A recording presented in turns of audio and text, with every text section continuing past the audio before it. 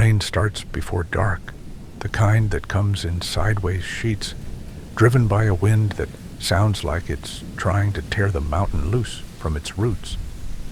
I'm up here alone, same as I've been a dozen times before, and I tell myself I know these woods. I've hunted them since I was a boy. I know the way water runs off the ridges, the way fog settles in the hollers, the way sound carries wrong when the weather turns.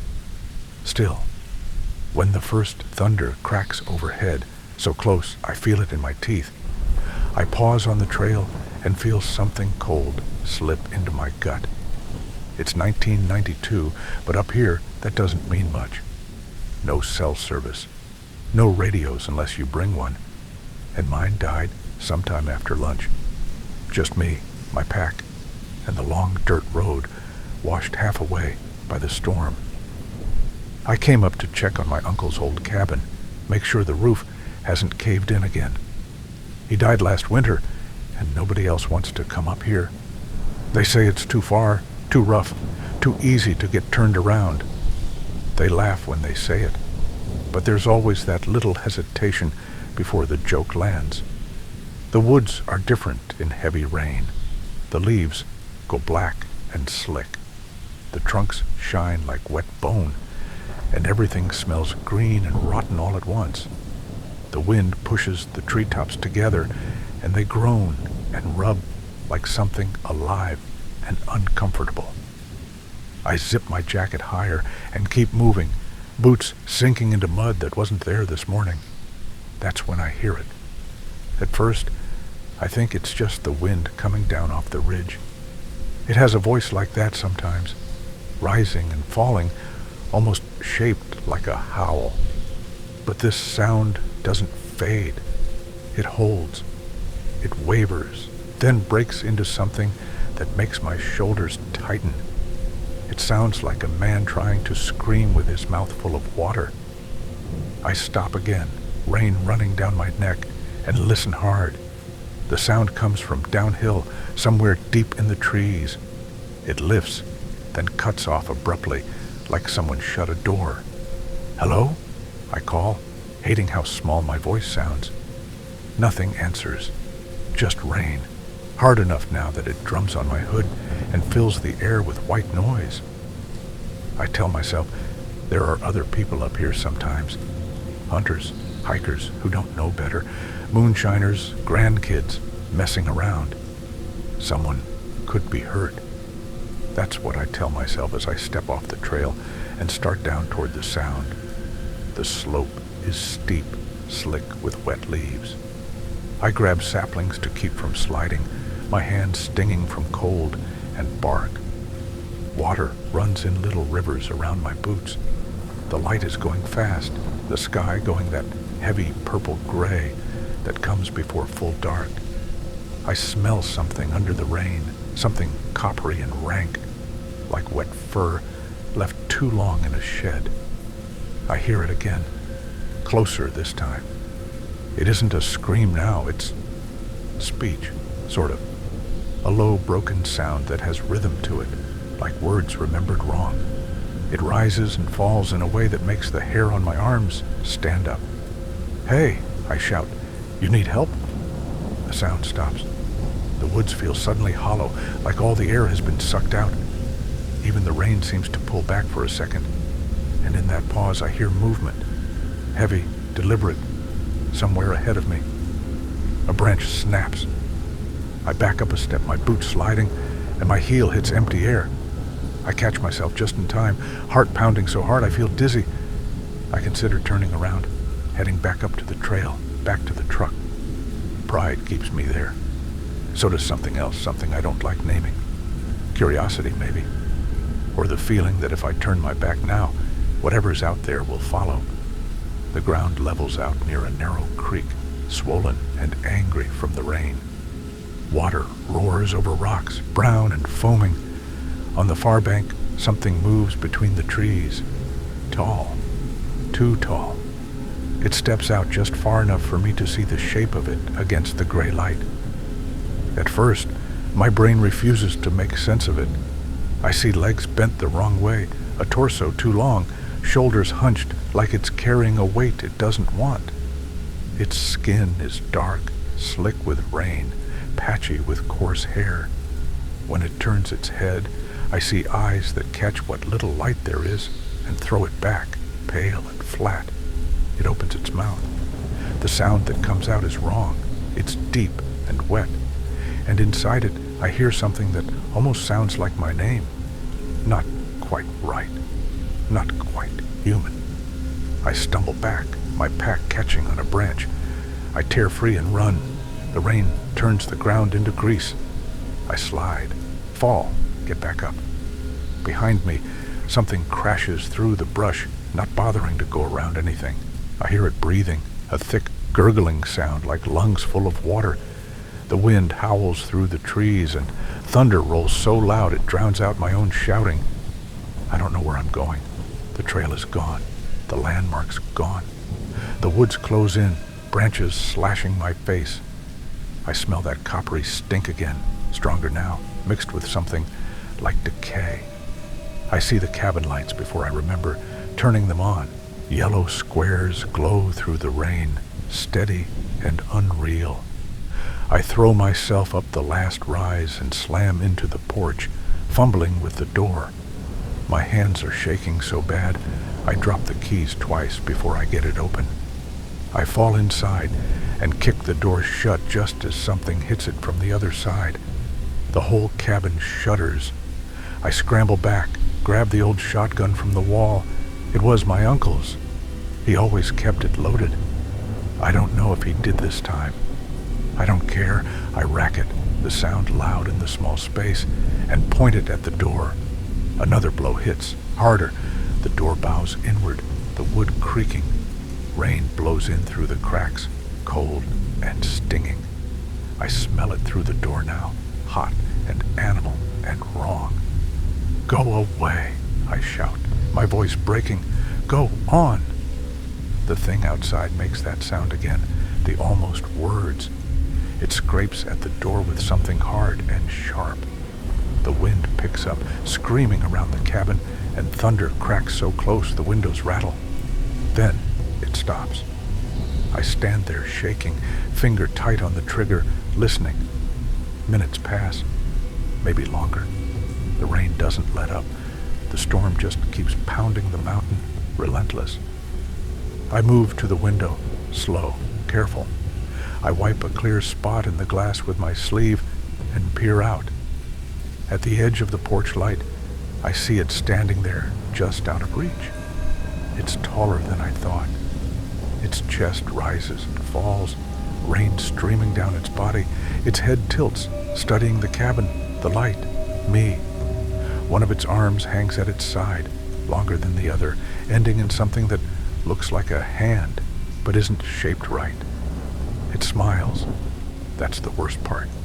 The smile is almost human, stretched too wide, showing teeth that don't match. It opens its mouth again, and this time the sound is clearer. Come, it says, or something like it. I fire the shotgun. The blast is deafening in the cabin. The recoil slams into my shoulder. Through the smoke and rain, I see the thing jerk back, more surprised than hurt. It lets out a sound that rattles my bones, then steps back into the darkness, melting into the trees like it was never there. I don't sleep that night. I sit with the gun across my knees and the lights on, listening to the storm rage and slowly burn itself out. When dawn finally comes, gray and exhausted, the woods are quiet. Too quiet. I leave as soon as I can see the road. I don't go back down to the creek. I don't look for tracks. I drive off the mountain with mud up to the doors and my hand still shaking on the wheel. People ask me sometimes why I won't go back up there, why I won't sell the land, why I don't talk about it much. I tell them the truth as much as I can. I tell them the mountains keep things, and sometimes in storms like that, they let them walk.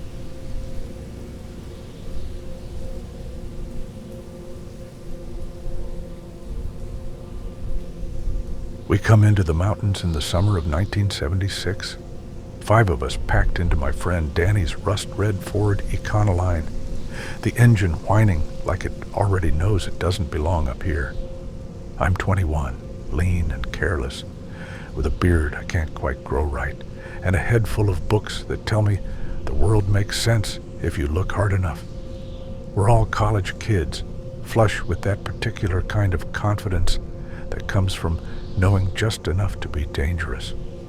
A 5-day camping trip in the Appalachians sounds like nothing more than cheap beer, smoky campfires, and stories we'll laugh about later. I'm telling this now in the present because when I close my eyes, that week never ended. It's still happening somewhere in these hills. We park near a logging road that hasn't seen a truck in years. Trees crowd in close, thick and ancient, their leaves whispering even when the air is still. The mountains rise around us in long, folded ridges, blue and patient, like they've been waiting for us to make a mistake. Danny kills the engine, and the silence that drops feels heavy, deliberate. 5 days, Mark says, grinning as he hoists his pack. We'll be legends. Nobody laughs as much as we expect. The hike in is longer than it looks on the map. The trail thins, then disappears entirely, swallowed by ferns and briars. We cross a creek where the water runs so clear it looks unreal, stones shining beneath the surface. As we step through it, I hear something that makes me pause. A low, musical hum, faint but steady, rising from the water itself. Y'all hear that? I ask. They stop, listening. The sound fades. Or maybe it never existed at all. Just water over rocks, Sarah says. She's the only one of us with any real sense, which is probably why she came along. Your imagination's already running. We set up camp in a small clearing ringed by hemlocks. The ground is soft with old needles, and there's a fire pit already there, stones blackened by years of use. That should have been our first warning. Nobody comes out here anymore. Not like this. The first night is calm. We drink cheap whiskey, pass around a dented tin cup, and tell stories about professors and girls and futures that feel solid and guaranteed. When the fire burns down low, I hear music drifting through the trees. A banjo. It's slow, deliberate, each note placed with care. Not the fast, joyful picking you hear at festivals. This is something older, sadder. Danny, I say, you bring a radio? He shakes his head. The music continues, threading through the dark. It's probably locals, Mark says, though his voice has lost its edge. Hollers carry sound. The banjo stops as suddenly as it started. I lie awake long after the others start snoring, staring up at the mesh of stars between branches. Somewhere far off, a voice sings. It's high and thin, like a woman calling to a child. The melody moves with the creek, rising and falling, and I feel an urge, strong and sudden, to get up and follow it. I don't. The second day passes with a strange, dragging slowness. We hike deeper, packs heavier than they should be.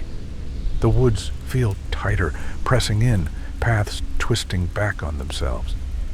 Twice, I'm certain we passed the same lightning-split oak, its trunk scarred white like bone. That afternoon, we find footprints near the creek. Bare feet, too long. The toes leave deep impressions, like whoever made them was heavier than they had any right to be. Sarah crouches, frowning. These are fresh. Probably hunters, Danny says, but he won't meet my eyes. That night, the voices come closer. They whisper our names. Not shouted, not spoken clearly. It's like hearing someone talk through water, consonants blurring, vowels stretching wrong. I hear my mother's voice, though she's 3 states away. I hear my own voice, saying things I don't remember saying. The banjo starts up again, closer this time. I sit up in my tent, heart hammering. Across the clearing, Mark does the same. "Don't go," a voice murmurs from the trees. It sounds like Sarah. "Stay." Then Sarah screams. We tear out of our tents, flashlights cutting wild paths through the dark. She's standing near the creek, eyes glassy, feet bare in the cold water. The singing rises around her, layered voices weaving together, beautiful and wrong. I grab her arm and pull. She resists with a strength that surprises me, then collapses against me, sobbing. "They were calling," she gasps. "They know me." We don't sleep after that. Dawn comes gray and thin, and with it, a fog that curls low to the ground, swallowing sound. When we try to leave, the trail is gone. The third day is panic. We argue, voices sharp, nerves frayed. Every direction looks the same. The compass spins uselessly, needle twitching like it's afraid to settle. We hear footsteps following us, always just out of sight. When we stop, they stop. When we run, something runs with us, crashing through brush with an eagerness that makes my stomach knot. That night, the banjo plays right at the edge of the firelight. I see a shape there, tall and thin, its outline flickering like smoke. It doesn't have a face, not really, just a suggestion of eyes where eyes should be. "Play with us," it croons, fingers moving over strings that aren't there. Danny throws a rock. It passes straight through. The fourth night, we run. The voices chase us through the dark, calling, laughing, pleading. The woods twist, roots grabbing at our ankles. I hear singing from the ground, from the trees, from inside my own head. Something brushes my shoulder, cold as creek water in spring. Mark falls. When I turn back, he's gone. We don't stop screaming his name until our throats are raw. The fifth morning, we stumble out onto a road, just a road. Cracked asphalt, weeds pushing through.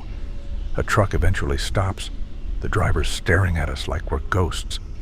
We tell the police everything. They nod, write it down, exchange looks. They search for Mark. They don't find him. Years pass. I graduate. I marry. I move away. But sometimes at night, when the rain is heavy and the wind moves just right, I hear a banjo drifting up from the dark.